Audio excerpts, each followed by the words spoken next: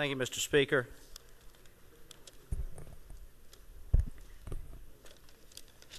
Mr. Speaker, I rise today to ask my fellow House colleagues to help me with an amendment. I have an amendment for the budget today. I know that's somewhat shocking. You're not supposed to do that, but there's something that just bothers me that I consider to be morally reprehensible that's in the budget. Several years ago, Jane Fonda fought successfully to obtain funding for what were called at the time Teen Plus clinics. Today, these clinics no longer are called Teen Plus clinics, but are instead called teen centers. Now, what do these teen centers do? They are funded by federal dollars through DHR, and some of them teach abstinence education, which is, of course, a laudable effort. However, these teen centers scattered throughout our state also hand out birth control to thousands of teenage girls and boys every year. Shockingly, they hand out birth control to girls starting at age 12. Some birth control pills and devices that are given out by these teen centers cause abortions. All of this is done without parental consent. Let me say this again. Your tax dollars are being used to hand out birth control to children without parental consent or knowledge. This is morally reprehensible.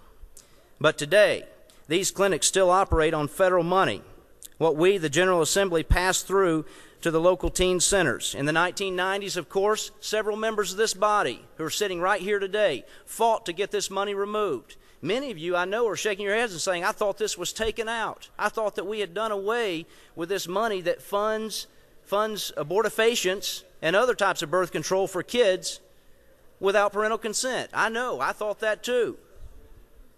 I thought that was out of the 06 and the 07. It's not. It's there. $4.6 million.